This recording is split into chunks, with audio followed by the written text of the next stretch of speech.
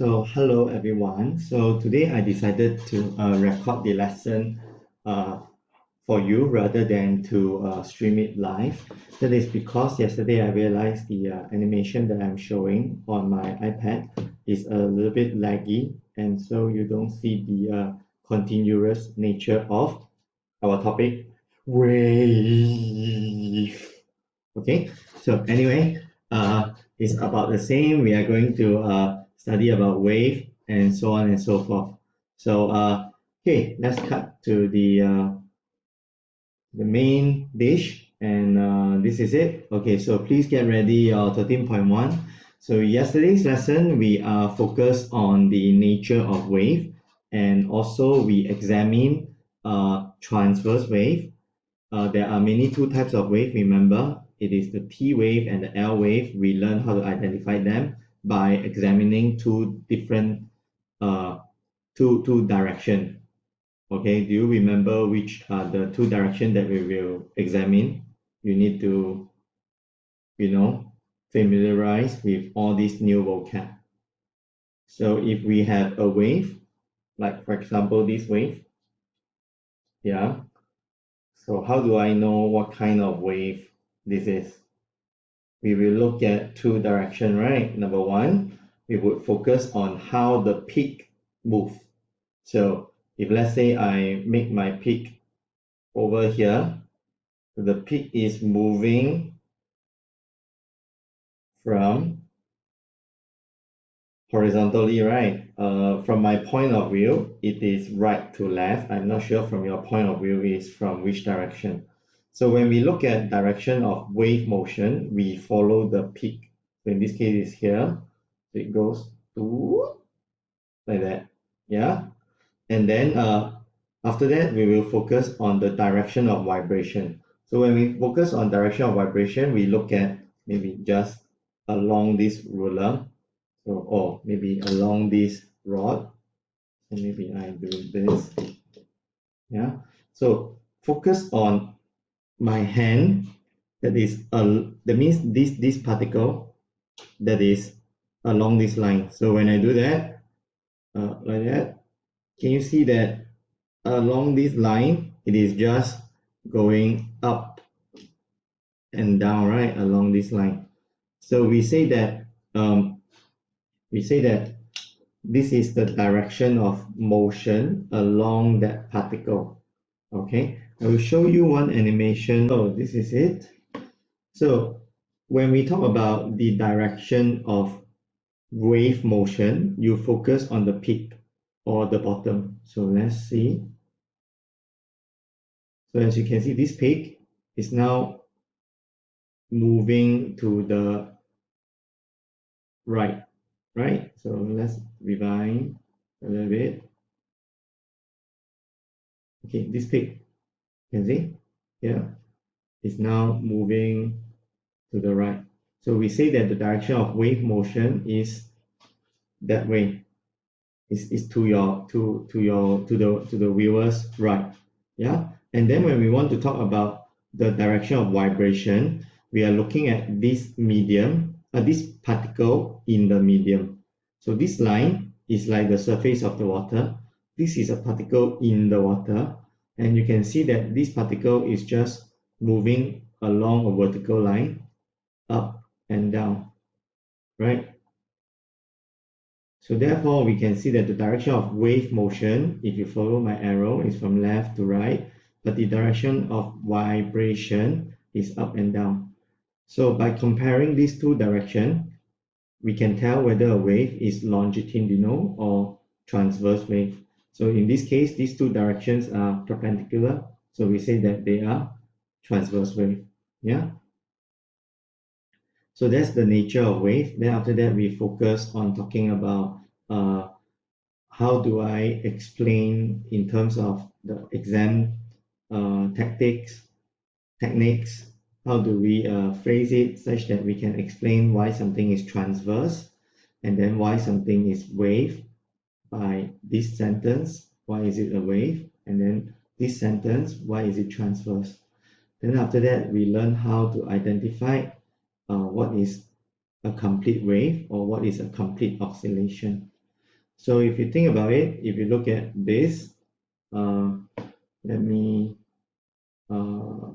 it will be peak to peak. Basically, the particle will, if you look at the particle, it will be from the top, go down and back up. So one complete oscillation is always from where you start, go away to the max and come back to the original. So when the particle go like that, like this, let me try if I can draw for you.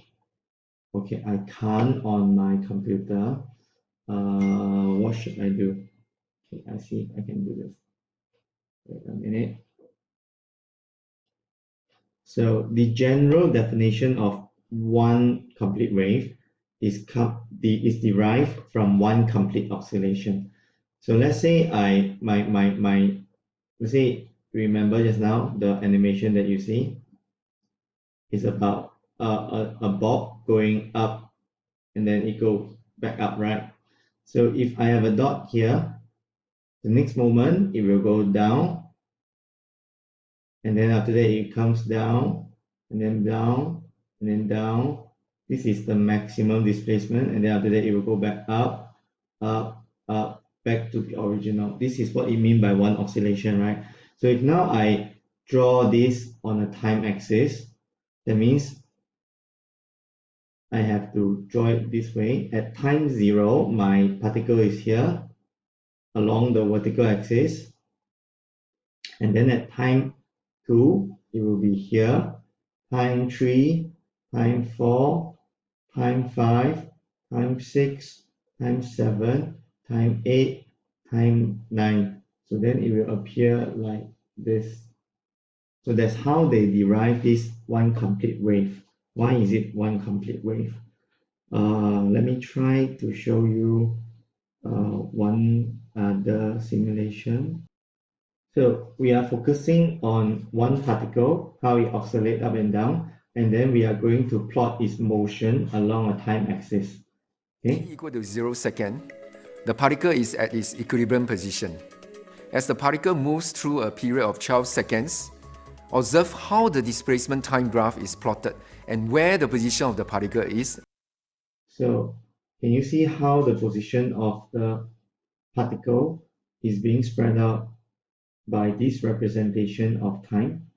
So if you rewind to where the first dot is, okay, you can see that my original position is here. So let's see if I can catch it. Okay, so that's it, right? So if I take my starting position here, one complete oscillation of this particle would mean up, down, and back to the original position, just like how you do your experiment. So if I do that, Second, the particle is at its equilibrium position. As the particle moves through a period of 12 seconds, observe how the displacement time graph is plotted and where the position of the particle is. So if I do that, I will get this shape. So this is one complete oscillation, and it corresponds to this one, right? The sine graph like that. So this is one type of complete oscillation, and other type would be like if you, so for this type of oscillation, your reference position, that means your beginning, will be at 0, 0. What if I don't begin there? So let's see here. If now, let's say I don't begin there. Let's say now I want to begin here. So let's go back to that now. So now my starting position is at this point, the maximum point. So let's look at it. So now this is our starting point. We want to start at the very top. Okay, so when I start at the very top, one complete oscillation would mean from here, go all the way to the max, and then coming back to the original. That is the definition of one complete oscillation. So we do that. So you can see from here, it will go down. Oops, sorry. How the displacement time graph is plotted and where the position of the particle is during the motion. So if I start here, then it will be like that, going back to here. So that corresponds to this complete wave. So the definition of one complete wave actually derived from one complete oscillation of a particle on the medium. Okay, so there are three ways that you can define one complete wave or one complete oscillation, depending on where do you start. So type 1, we start at the top, we move down to the max and come back up to the bottom, to the top. Second type, we start at the bottom. Third type, we start at the medium position, and therefore it will be like here, here, here, and back to here. Okay, and then after that, we learn some terms. Okay, so that is what we have learned in the previous lesson. So let's fill this up. What are the components? What are the similarity? Of course, down here, they will transfer both. For similarity, we are talking about P wave and L wave. So they both transfer energy and they don't transfer matter. Down here, what are some terms we use to measure wave? It is actually covered over here. These are the parameters that we are using to describe wave, and they can be applied to both P wave and L wave. Okay, then after that, what are the two formulas that we are going to use? We talk about it in here, I think. Yeah, there are two formula. One is V equals to F lambda. So let's go back to here. What are some things we use? So let's picture this and use this as a whiteboard. So the other day, some of you messaged me, what is this formula? F and lambda. So this word over here represent wavelength. It looks like the Chinese character ru. Okay, enter. Okay, it is called lambda. Okay, so I repeat, lambda. And then you have this V. V actually stands for the word velocity. Now you have not learned what is velocity. So as of now, you can think about it and you can treat it like it is just speed. Okay, so if you want to find how fast the wave would move, you use this formula V equals to F lambda. And the other formula we learn is F equals to 1 over T. So in another word, this formula, you can turn it into V equals to lambda over T. So you can use it depending on the situation. And you will get to practice this in the later part of the worksheet. Okay, so down here we have filled up this segment, the similarity. Okay, so let's use this to recap on what we have learned on transverse wave. Okay, so transverse wave, what did we learn? Okay, we learned about some examples, right, of transverse wave. There are two of them in your syllabus. One is water, right? What is the other one? The other one could be light, or in general, there is a broader family of wave that is transverse wave. You call it the EM wave. So this itself, EM wave, is a chapter on its own. You can read about it. In fact, it is a self-study chapter. Okay, then yesterday we also learned that the amplitude basically is the maximum amplitude or the maximum displacement.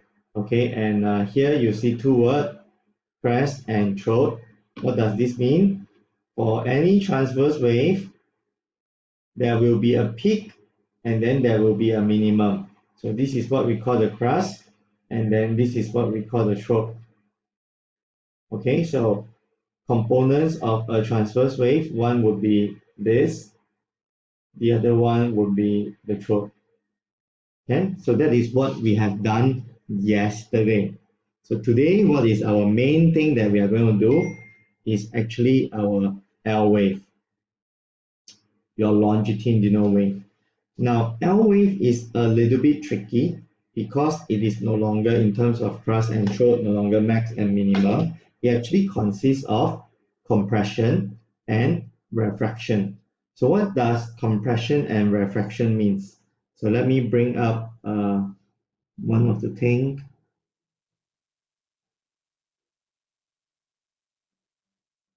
So down here, you will see a chunk of particle. As you can see, there is this vertical line that looks like it's a vertical line. If it's static, it is very hard to see. But once it moves, you will be able to see it, right? So if I restart the animation, okay, you will see this part, the compression line. Compression simply means where the particles get pushed together, and then refraction is where the particles get pulled apart. Okay, so if you look at it, you'll be able to see like it is a wave, can see? But if you focus on just one particle, for example, these red ones, you will see that the particles do not move along with the wave. Can see? So the particle inside the medium, they are just vibrating left, right, whereas the wave will move. How do I tell the direction of wave motion? You follow the peak, but in this case, we don't have the peak, so we can either follow the compression or the refraction. So let's look again. You can see that the compression is moving away. Yeah, but the particles are just vibrating. Okay, so for longitudinal wave, it consists of compression and rarefaction. Please take note, there's only one R, two R. Some of you like to spell it as refraction, which is wrong. So in exam, if there's one more R, I can't give you the marks. So be careful. Okay. So you may ask me, okay, teacher, just now when you are talking about this, I know that the amplitude, I can see it very clearly from this, that this is my undisturbed position. So the amplitude is from here to here because this is like the max point. So this is my amplitude, right? It's easy to see. Then this one, how to see? Where is the amplitude? So we are going to look into this and we are going to answer the question how we are going to see this amplitude. So let's you can go to here from this URL. So let me bring that up. So I already opened it. So let me explain to you this diagram. Okay, how does it work and how to read this. So what we are going to see is that okay, we will do the graph later. Okay, this one that I just showed is the undisturbed medium, meaning that the original position before I give any disturbance. Later on, I'm going to shake this blue thing, and so this blue thing will push in, and then the red layers will get disturbed, will get compressed, and then this blue thing is going to move back, and then with that, the red line is going to get pulled apart as well. So I will just show you one round. So you go like that. Okay, you can see that the compression are moving, right? And you can see the, wait, let me pause. Here you can see the compression. Here you can see the refraction. It's like they are being pulled apart. So I can make it even more obvious by upping the amplitude. So let's up the amplitude.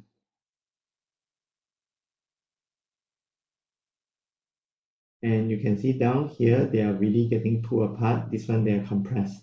Now to tell where is the center, it is a bit tricky because your eyes need to align with the top. So what I'm going to do is that I'm going to show you links. So this green line will show you how much displacement. Displacement means the distance from the original position. So this line is going to get disturbed and then you can reference it to the undisturbed position. So let's try, okay?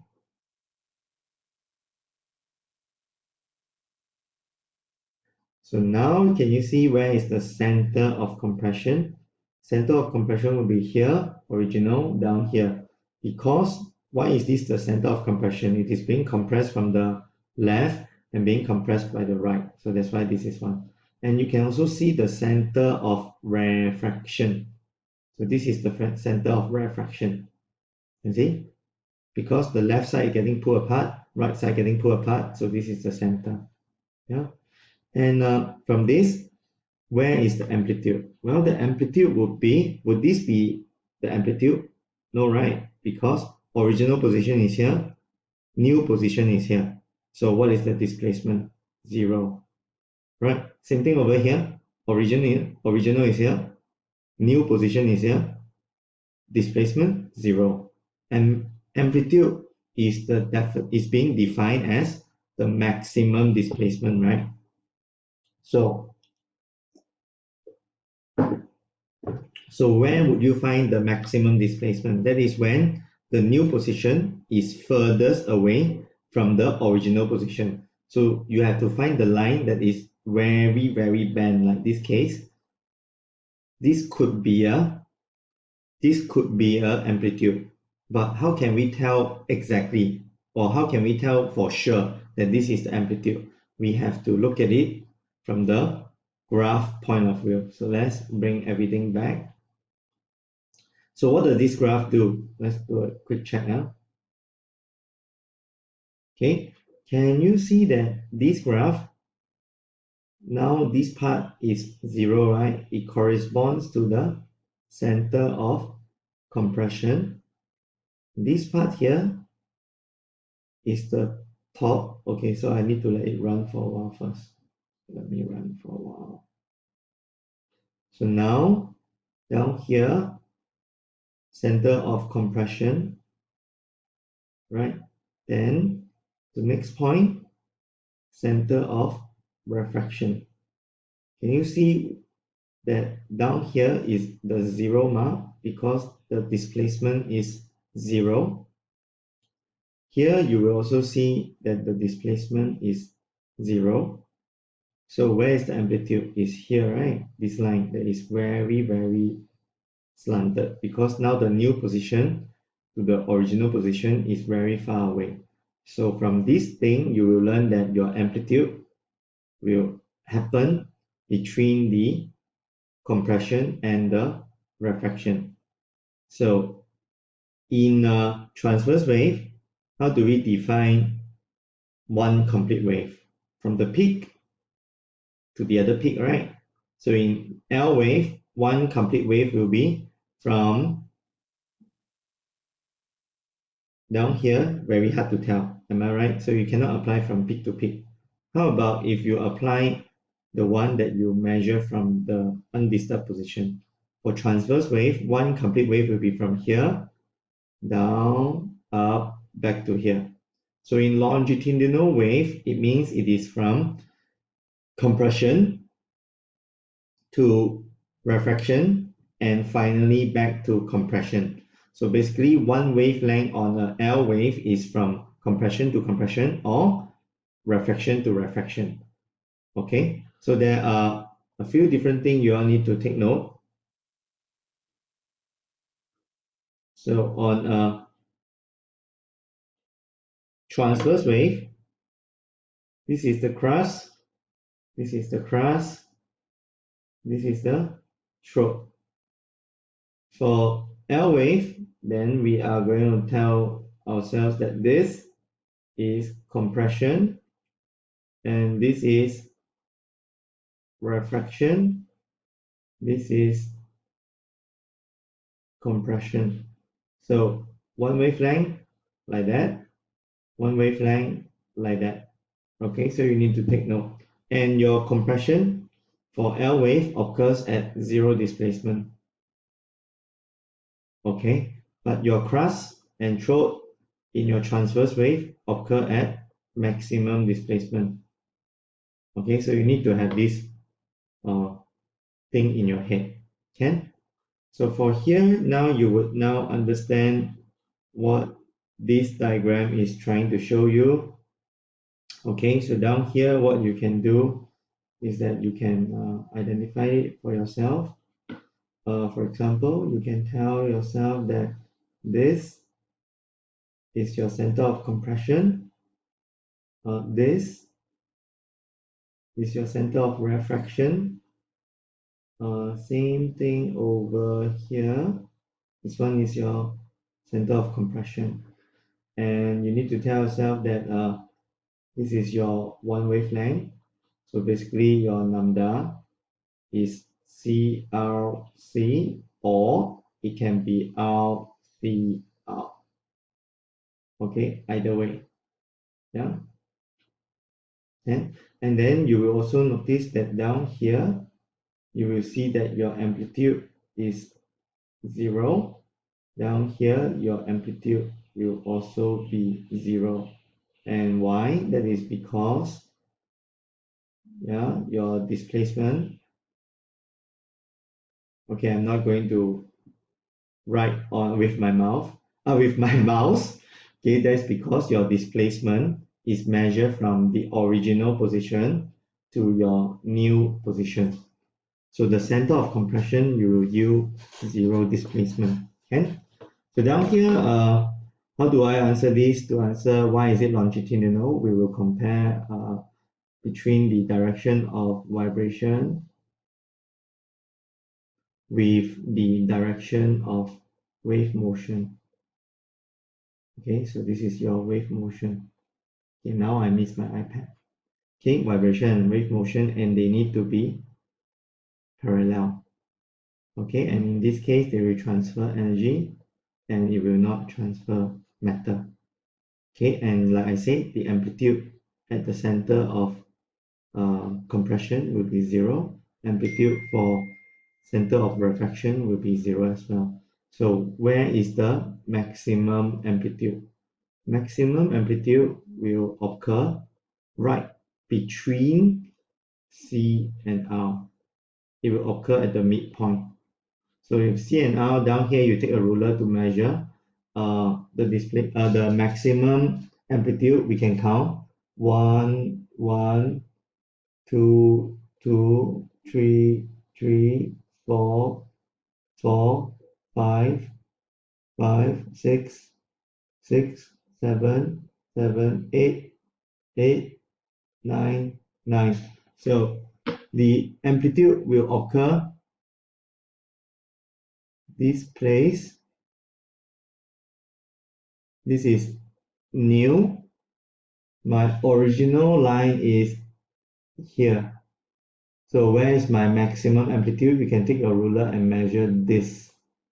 Okay, because like I said, amplitude is defined as the displacement between the original and the new position. So in this case, this will be my maximum amplitude. Okay? Yeah. So with this, you can fill this up, and then down here, there are some exercise for you to do. I think some of it is the same question from your self-study, but this time around you have the worksheet. I can mark on it. Apply these two formula, play around with it. Be careful with the unit. Okay, down here, all the speed, wavelength, things like that, they are actually in meter. That is the SI unit. So if you have something like that, you need to change the unit first. The last question is a little bit tricky. There's an MS. This stands for milliseconds. So you need to convert it first. They do not tell you exactly what is F and what is lambda, but they say this word. It took 20 milliseconds to generate 5 complete wave, right? So what is frequency? What is the meaning of frequency? What's the meaning of frequency? So down here it says it takes 20 ms and I will be able to generate 5 wave. I want to find the speed. Speed has this formula. That means I need to know F. What is F? F means that in 1 second, how many wave can I generate? So from here, this highlighted statement, you can actually find your F. Now, how to find lambda? Here, the question says the distance from the first crest to the fifth crest is 60 cm. What does that mean? Crest number 1, crest 2, crest 3, crest 4, crest 5. So I have 1, 2, 3, 4, 5. And the question says from here to here, it is 60 cm.